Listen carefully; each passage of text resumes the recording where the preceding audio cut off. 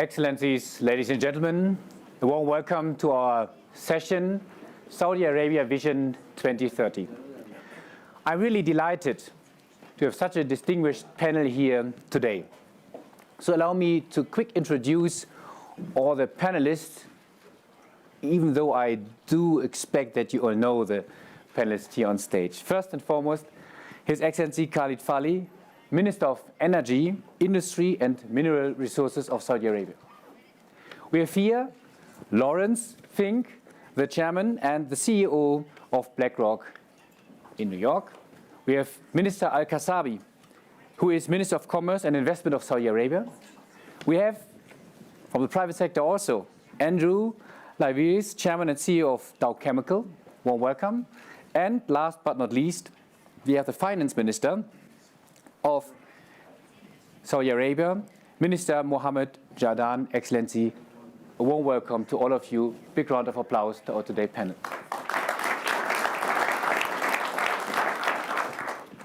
Minister Al-Fali, allow me to start with you.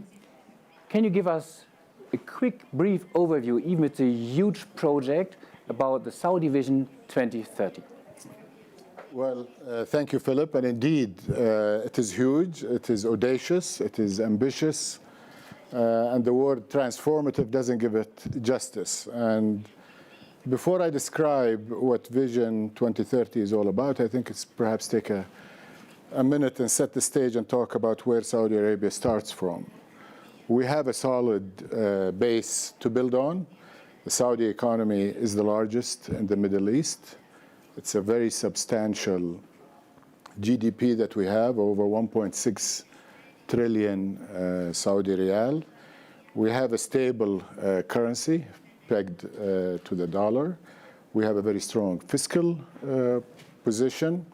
We have a robust consumption in the kingdom. So those in the private sector know Saudi Arabia is a very attractive market, very open, no currency restrictions.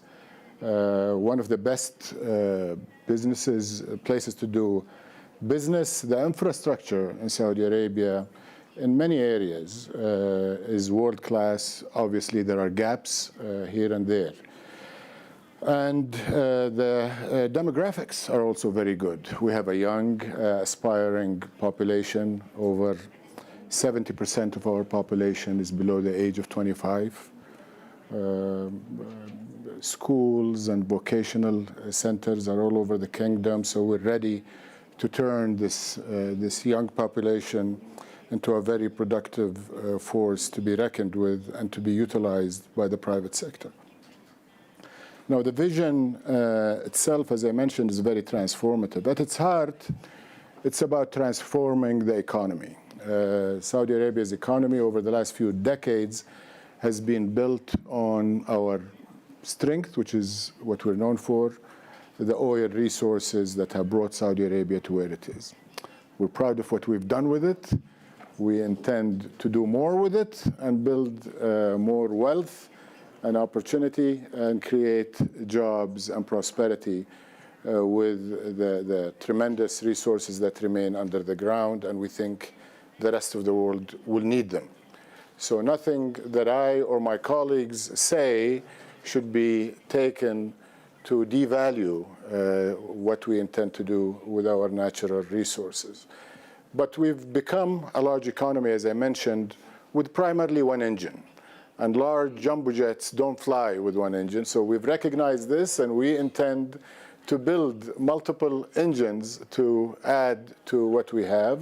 So diversification will include mining, for example, that currently only contributes just over $15 billion to our GDP, while we have prolific resources still to be discovered and put to production.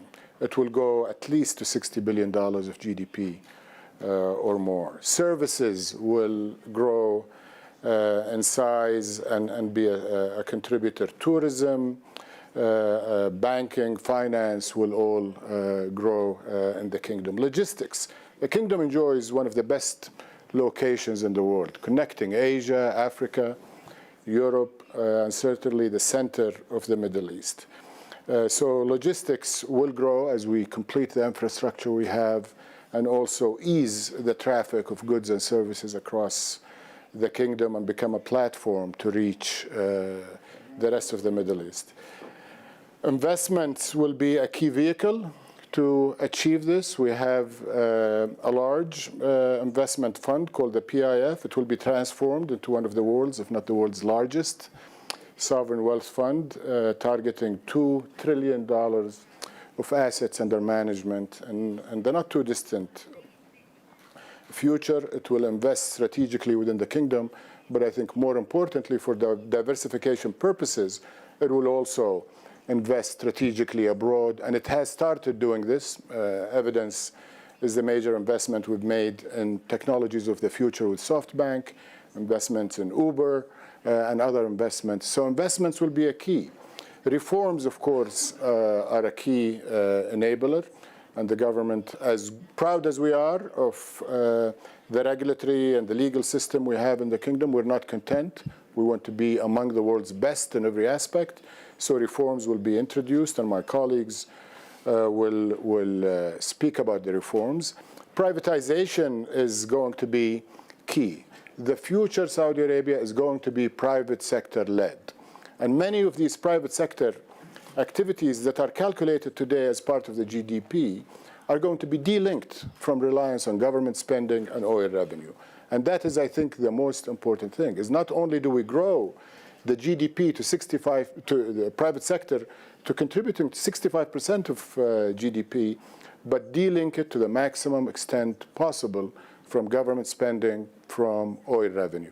Last but not least on the transformation are the soft factors. I've talked about economic, infrastructure, ease of doing business, but the soft issues are also important. We talked about the population. We're going to turn Saudi Arabia into a softer place, a more pleasant place to live.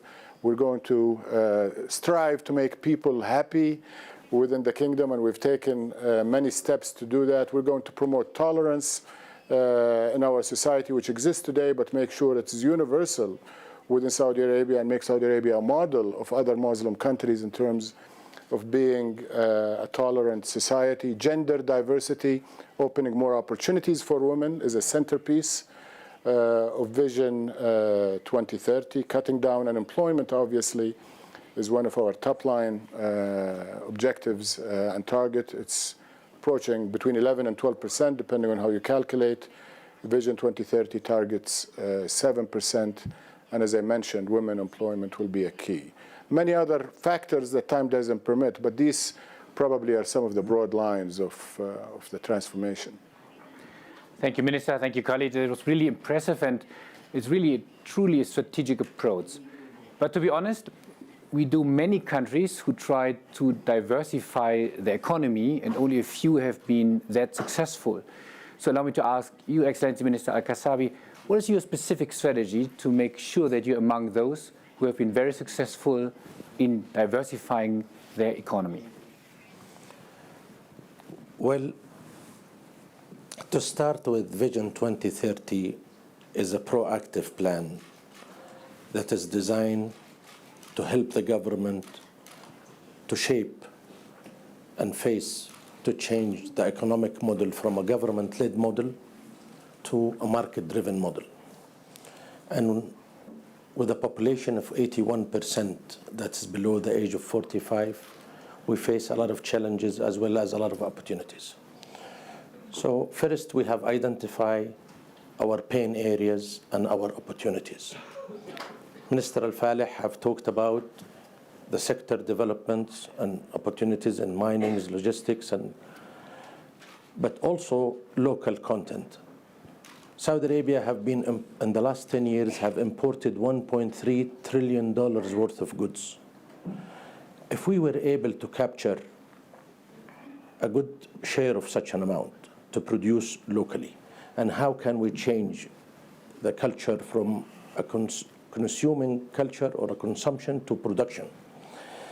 The government have identified also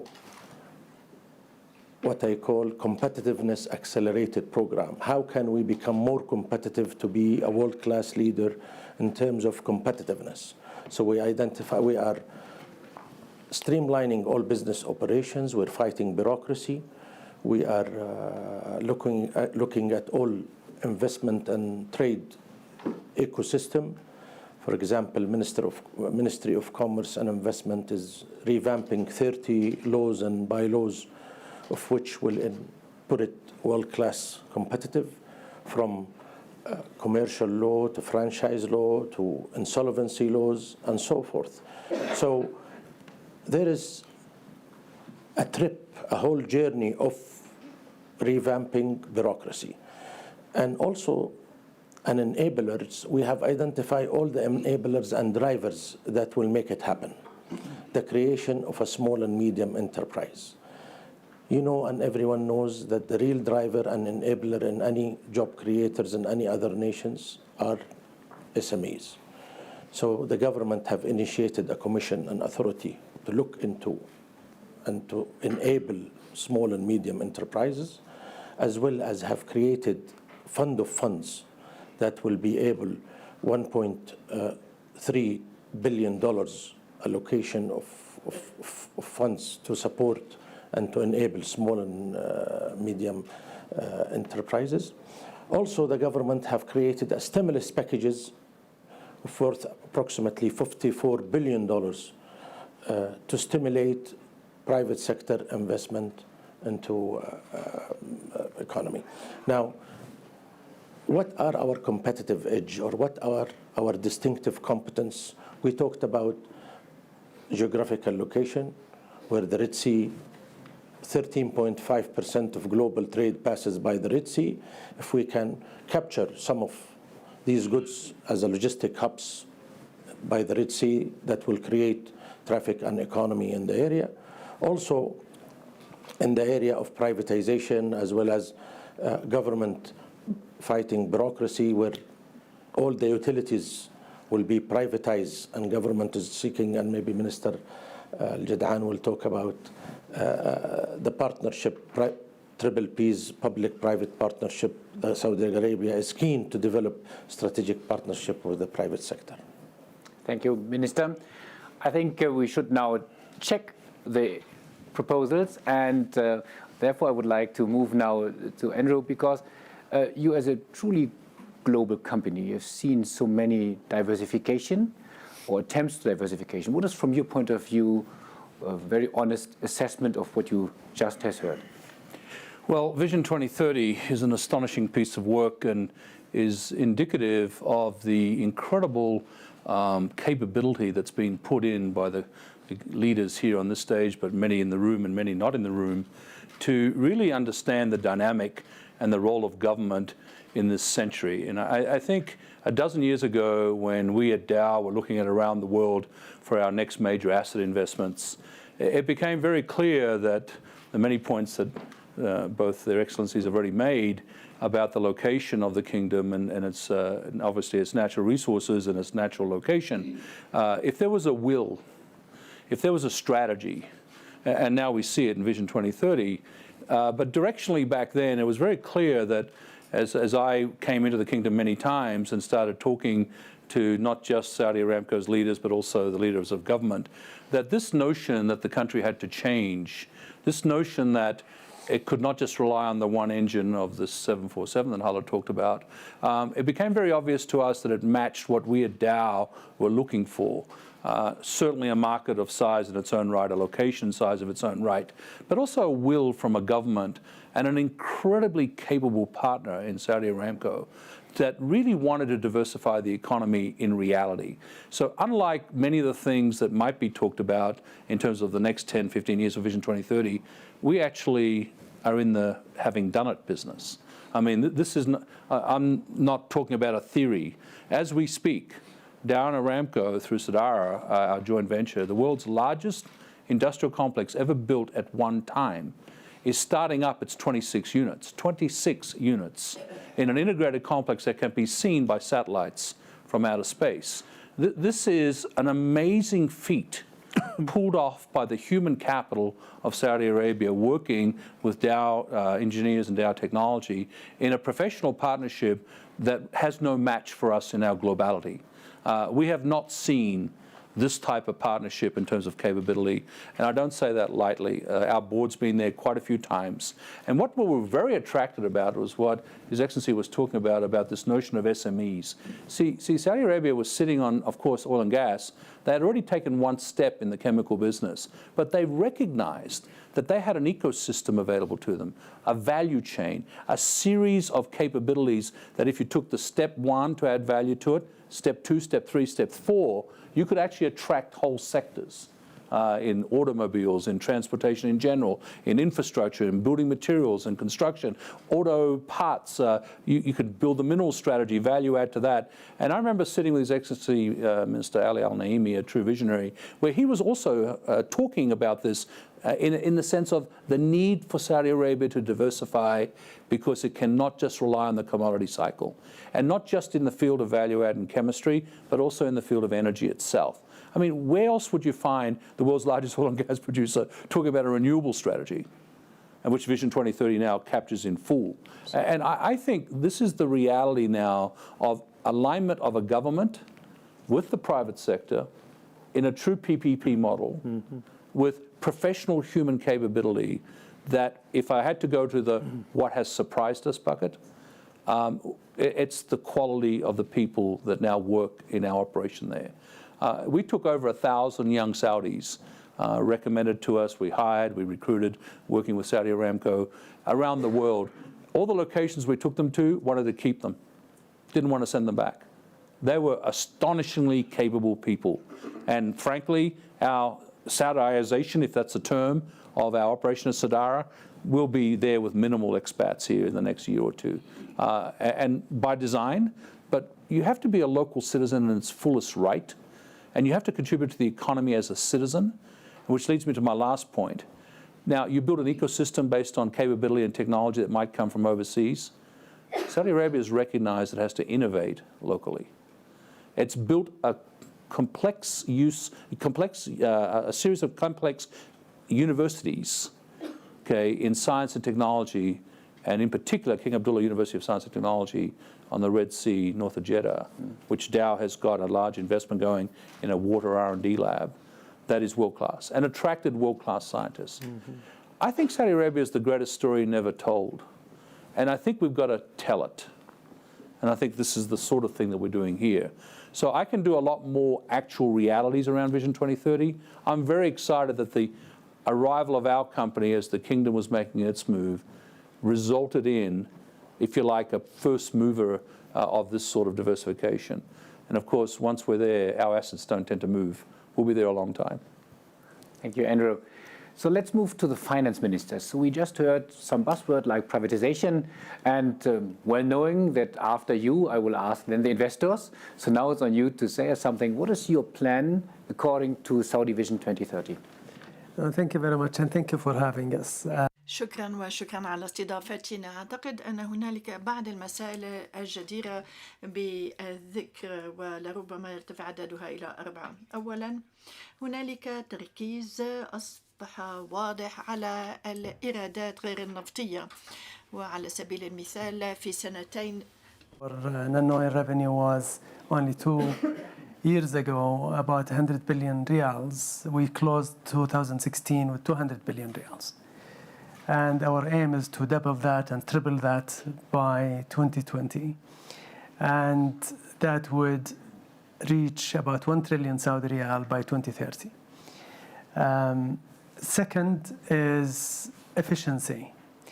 And in the last 18 months, a lot of work has been done to ensure that we are efficient in our CapEx and OpEx as government spending, to make sure that our return on investment is better. That led into the establishment of an efficiency unit, which worked only in the last 8 months, looking at various projects and various CapEx and OpEx allocations, and made the saving of about 80 billion, just rationalizing spending, 80 billion riyals. And there's more to come in 17 and beyond. The third is, and the most important for the people of Saudi Arabia, is really directing subsidy where it should go. Currently, there is a lot of misdirected subsidy. people who doesn't need subsidy are actually consuming more subsidy than those who need it. And that's where the new reform on the subsidy is going, where we are distributing subsidy through what we call the citizen account, so that the 40% of the families who in most need and in the middle class are going to receive cash compensation into their account as an allowance for the energy price reform and other reforms that we are making, like the VAT, so that the impact on these families are neutralized. Even the third and the fourth categories, if you distribute the citizen or the families into 5 groups, the first and second would receive about 100% of the impact on reform or from reform, and then the third one would receive 75%. The fourth category would receive 50% of the impact of the reform. So generally, there are a lot of work to ensure that we increase our non-oil revenue, but also make sure that the impact is managed, that the families who are in need, the low income and mid-income, are managed and supported, and that the private sector, which is the fourth point, is very much supported. As Excellency mentioned, we are aiming for private sector to generate 65% of our GDP. If we are committed to that, and we are very much committed, then we need to make sure that we enable the private sector to do it. So we are engaging in significant reform program, allowing private sector to flourish, enabling it to flourish, partnering with the private sector where we need to partner with them, privatizing significant sectors of the economy. So a lot of work, and we are very confident that we would achieve the targets. Thank you, Finance Minister. And before I will now turn to Larry, private sector was mentioned by the Finance Minister, so please prepare yourself. I would like to give you the opportunity later on to ask some questions from the private sector perspective. But before, Larry, after listening to all the different excellencies, to the ministers, to the first business assessment, is Saudi Arabia, under the Vision 2030, a place to invest? Well, Philip, thank you. Well, I have a context of being in the kingdom for 15 years. And what I've witnessed in the last few years, as Andrew said, it's a secret that people just don't understand. We spend so much time focusing on other issues, and we spend so much time talking about negative issues, and we don't focus enough on some of the more positive issues. And one of the great positive issues in this world of uncertainty is Saudi Arabia. And it is a real pleasure for me to watch as a partial participant, but witnessing the transformation of the kingdom. And I would say the transformation of the entire region is also encouraging. So this is not just one component. I think His Excellency said the right thing. What we are hearing is market dynamics. You asked the first question about, many countries have failed. Mostly countries have failed because it wasn't based on market dynamics. It was made by, and it wasn't a full, I would say, governmental commitment.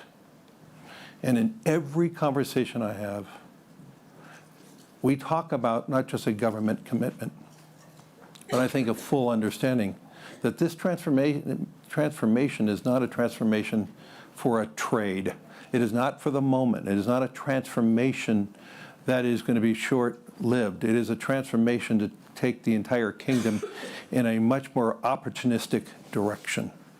And I'm not the one who normally advocates and supports. I mean, we represent more firemen and policemen and school teachers' money than anyone. We have to be judicious how we invest our money. And we believe that the opportunities in the kingdom can be very large for our investors. We began last year. We launched the first Western ETF. We are working with the kingdom to expand the opportunities to invest. In other words, being part of the MSCI index, which would then expand the investors quite considerably. But also on the private side, whether these entities that are going to be going private are going to be going private in the first wave as a public entity, or first wave being a private entity and getting prepared for being in the public domain. We're prepared to be bringing our investors' money worldwide to the kingdom. And let's be clear, we have a glut of savings worldwide. We live in a world today of low and negative interest rates, which is killing our savers.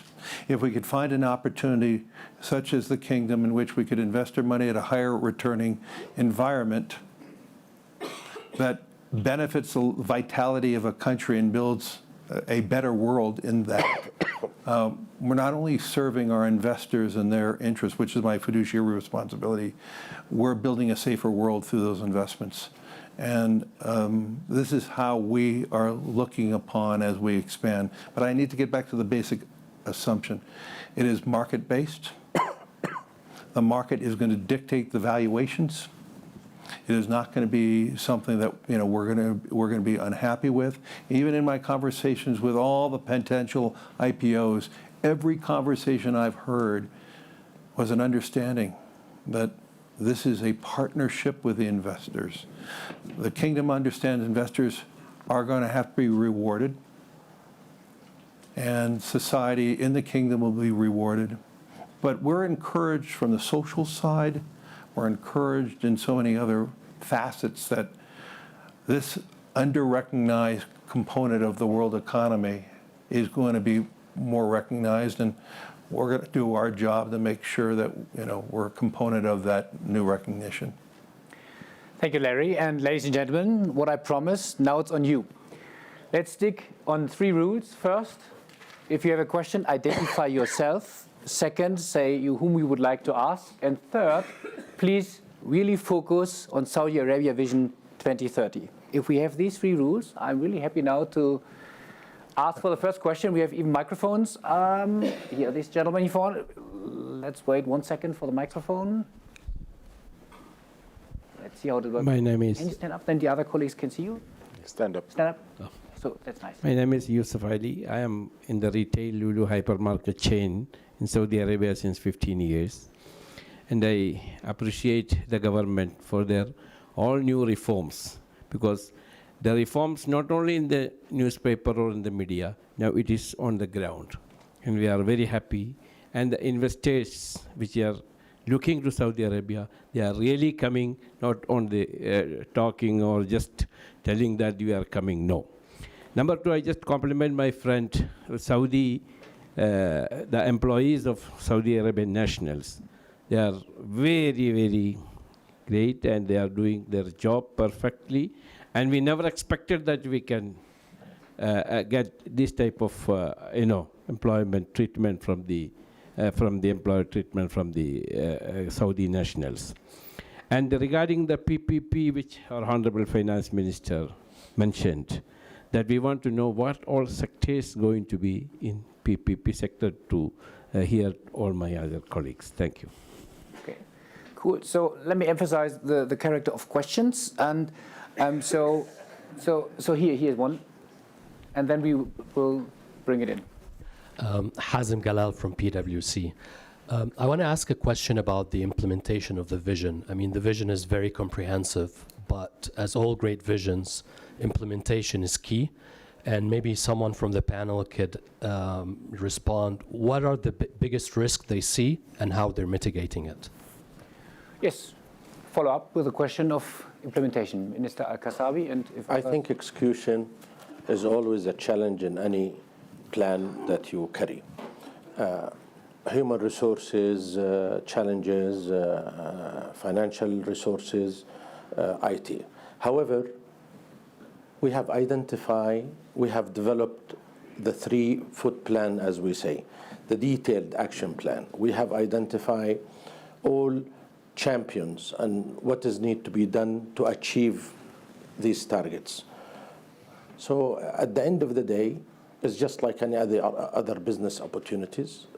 completion is a challenge. However, we have all the means, we have identified all the challenges and opportunities to make us reach to that finish line. Now, this finish line could move further, could move closer, but identifying all the enablers was part of the execution plan for all the ministries. And there is a mechanism which follows. You know, the idea is not achieving or not achieving. The idea is how can you correct and re-navigate and adjust your compass while you're going through. And the Council of Economic and Development have created a mechanism where KPIs is established, where challenges has to be identified, where monthly reports has to be presented to the Council. So it's a journey and it's a learning curve part of it. Thank you. Someone? Yes. Yeah, maybe I could just build on. In terms of the PPP landscape, it's really extensive. But the big ones, of course, are going to be in infrastructure, and healthcare, education, and so on and so forth. In infrastructure, we're talking about energy infrastructure. All of the power generation going forward will be done by the private sector with an offtake by the national utility, which will be limited to transmission and distribution. The existing 65 gigawatts of generation capacity will be turned over to the private sector through a process to be announced very soon. Water desalination, which is the largest globally and growing going forward, given the size of the population and the arid nature of Saudi Arabia, will also be turned to the private sector. I came from healthcare a year ago, and I can tell you, government running healthcare and regulating healthcare at the same time and having to balance between those two is not a good model. And the decision was made, it's just a matter of execution, is to corporatize what we have currently in existence in preparation for various PPP models, but definitely all of the new major healthcare facilities, we're calling on the private sector globally to come to Saudi Arabia and partner with us, not only with the traditional models of healthcare, but also bring more technology-enabled and new models of healthcare, which will build the healthcare system, hopefully, that will be a global model. Education is very important, and the Education Ministry is looking for ways to turn it over to the private sector in a win-win situation. Ultimately, as His Excellency Minister of Finance said, this all needs to be positive for the citizen. So if it's a service, it needs to either improve the service or lower the cost or do both. And it needs to offload the government from some of its expenditures. And we have a belief that the private sector can do that, can be very profitable. It has to meet the rate of return of expectations of the pensioners and investors globally, but it also has to improve service, lower cost, and create, hopefully, an investment environment that is very... In terms of execution, I just want to add a couple of things. First of all, many new centers have been created that are very dynamic. They look like they're... I mean, when you work around our government today, you think you're in a corporate world. There is a center for performance measurement. There is a center for strategic development and follow-up on strategies. There are KPIs that have been established at a high level, middle level, and lower level. And it's all cascaded, linked, tied to Vision 2030, to NTP, to at each ministry. And we're not waiting for annual or 5-year. We're being followed on monthly. I mean, there are things that are 5-year plans, and a month after it's launched, you're being given a red tag on a grid that says you haven't done what you're supposed to. So we realize that if you start slow, if you start wrong, it's going to impact your long-term performance. And we're really hitting the ground running in terms of measuring our performance and giving feedback to the organization. One final element is restructuring of bodies that have existed for decades have been restructured. If you look at the ministry I'm responsible for, and the ministry that Dr. Qasabi is responsible for, these have been rejigged to bring entities that used to compete in a way, or at least conflict, and go in different direction, all under one umbrella. So in my case, industry, energy, mineral resources, infrastructure, in terms of Royal Commission for Jubail and Yambo and industrial cities, City of Science and Technology, nuclear energy and renewables have all been made part of one structure. So we have no excuse. And one final thing is, I don't know of any country that has the undivided support and attention of its top leadership. There is nothing that any of us has asked of our leadership that has not been given to us. So we have the support, we have the willingness to make tough decisions, which is ensuring that, and the restructuring of government and the enabling bodies. And finally, communication and getting the rest of the population on board. There is a recent survey, a global survey that has been published, which showed people who are happy with the direction their countries are going. Saudi Arabia was ranked number 2. This is a year and a half after coming up with some tough decisions that would have been expected to be very unpopular, including energy price reforms and taking some of the subsidies. A year and a half later, this survey shows that Saudi Arabia is number 2. By far,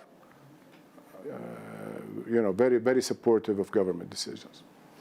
Thank you very much. So I think we have time for one final question. There's a question here at the back. Well, that's good. No, it's German. I'm Mustafa Mokas, CEO of Bayer Capital, Climate Finance, and I have a question actually. We assist developing countries in developing green economy business models, innovative business model that create social impact and also green impact. And I have a question on the space for renewable energy in the vision of Saudi Arabia 2030. Thank you.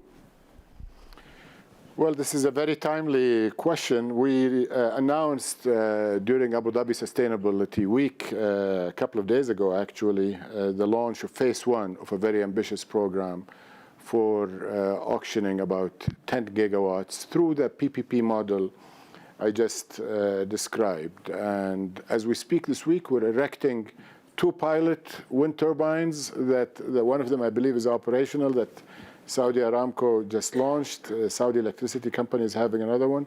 And we have a number of solar projects that are on the ground generating electricity. But I think the big news is 10 gigawatts of solar and wind. As Andrew said, not only is the country supporting them, but all of the enterprises within the kingdom are moving forward to help implement them. And we're inviting the international community of developers, of financiers, and we want to localize those industries. We want to turn the kingdom into an energy powerhouse, not just conventional oil and gas, which will continue to grow, but also wind, solar, nuclear in the future. All forms of energy hopefully will be definitely utilized in Saudi Arabia, but with the innovation, with the financial resources, with the integration of our capabilities, and with the environment, we're attracting best-in-class international operators to come and partner with us on this. We want to turn the kingdom into an exporter of these diverse energies, including green energies. One good news in addition to Saudi Vision 2030 is we have another 5 minutes. I would like to use this for you, ladies and gentlemen. So if there's... Oh, okay. Maybe we could get the microphone. That's... Ignacio Garcia Alves, Arthur D. Little. I'm very pleased to see this positive development plan, and I wanted to understand how you're going to create the trust that the rules are not changing over the years, because when companies invest, in fact, one of their main criteria is to get good visibility about the long term, and not that the rules are not changing. I think that's one of the key success factors, apart from those that have been already mentioned. That's a question, I guess, for the finance minister, but please heads up, so it's all recorded, so what you now say will be even in excellency. No, I'm very happy. Thank you very much for the question. I think it's a very important one. The government of Saudi Arabia recognizes the need to be predictable, the need to be accountable, the need to be consistent in its policies. And as a recognition, end of last year, the government published a small book called the Fiscal Balance Program, or we call it even the Budget Balance Program. And that basically provides a roadmap between now and 2020 and tells our people in Saudi Arabia, the private sector, local and international, here is what you should expect in the next 4 or 5 years. And the government is committed in writing that this is where they are going. There is no additional cost than what you are going to see in this book. You should not be surprised with anything that would negatively impact your business. You are able to develop, you are able to plan, you are able to invest. That said, there is actually a very heavy calendar in 2017 of actually positive news. One of them have started with His Excellency announcement a couple of days back on the renewable energy investment that is going to be supported by the government of anything between $30 and $50 billion in the next few years. There is a 200 billion reals of budgeted amount for the next 4 years to support the private sector, to ensure that we provide the private sector with the necessary support financially, but not only financially, but also technically to allow particularly the small businesses that are unable to possibly buy the expertise to be more efficient in their utilization of energy, to actually, we will fund that and will help them be more efficient. There are other sectors that are going to see significant development and going to be announced concretely throughout 2017 that will provide significant opportunities for the private sector. Tourism and the religious tourism is going to be a significant source of GDP in the next 5 and possibly 15 years. We are talking about more than doubling the number of pilgrims that come to Mecca and Medina in the next 10 years or so. So a lot of opportunities for the private sector and a lot of confidence that we are saying we are committed. Here is what you should be expecting. No surprises. We are predictable. And we just wanted to make sure that they receive what they deserve. So Andrew wanted to come in the question of sustainability of political decisions. Andrew. Yeah, I mean, I really do want to go on record, and please get the cameras rolling, that the conversation on transparency happened at our board when you make a $20-odd billion decision in that region of the world. I mean, what has been astonishing is the transparency, and these last few years in particular, it's accelerating. This is a business-oriented government, and there's no gap between the say-do ratio and rule of law and transparency, and the will from the political side, and then obviously to the economic and the reform side, to put this country into the modern century, to diversify its economy for its citizens and its youth, and to allow investors to come in and participate in that in public-private partnerships of the type described. That transparency is as good as anywhere we operate in, including the United States, by the way. So I would say to you that this is why I say it's the greatest story never told, and what Larry was saying. And, you know, and we're not here to make everyone, our colleagues here, feel good. This is our experience. And we've got money on the ground to prove that. And so I would tell you that give it a chance. I mean, we need countries like Saudi Arabia to lead the way in this modern century, to put in place the structural reforms that are creating the uncertainties. By not doing these structural reforms, we've got the opposite, the lack of will. We've got populism. We've got all these other things. This country's got the courage to put in the reforms, and it's doing it. I'd like to add one last thing on Certainly. this. I have, in my private meetings throughout the kingdom, I was always surprised, up until recently, that many of the participants did not believe in Saudi. And what I saw in the last 2-3 years and seeing today is a real belief in itself. It's true. And that's a contagious opportunity. As you continue to believe in yourself and believe in the opportunities and reach higher, the investors will believe in that too. And that's key. maybe just another perspective to look at. Of course, we do live by the letter of agreements and contracts. There is no question about it. But I think another aspect, not just for Saudi Arabia, anywhere you do business, and whether it's government, people, or enterprises, values are very important. And what drive, we're constrained by the legal aspect, but we're driven and directed by our values. And in Saudi Arabia, one of our very strong values is partnership and to meet the moral as well as the legal expectations. And we have evidence to show this. I will just give you from my background. If you look at the oil industry, going back to the 70s, when the norm in developing countries was to nationalize their oil companies. And these are trillion-dollar assets that became very acceptable for a country to nationalize the assets and kick out, and it still happens in some jurisdictions.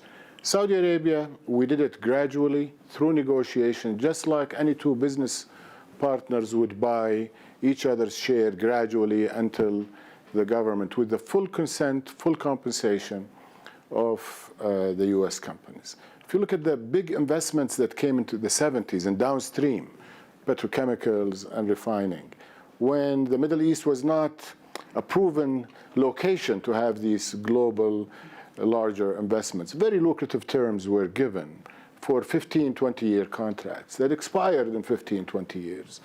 And they were renewed more or less on the same term, incrementally improved, but no nationalization, no radical changes. So if you go to the companies that have been there for 40, 50 years, the Shells and the Exxons and the Chevrons, they'll tell you that probably there is no better place in terms of stability and living to the letter and the spirit of the agreements than Saudi Arabia. So, ladies and gentlemen, I know there are many questions, but maybe the good news is we have a lot of time until 2030, so we can have similar discussions. But I have to finish because, you don't know, but I would like to mention it.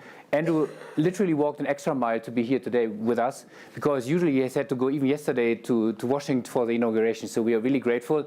And let me conclude, and only maybe one point. You, Excellency, mentioned you have a plan, you have the resources, you have the motivated people, so there's no excuse. Thank you very much.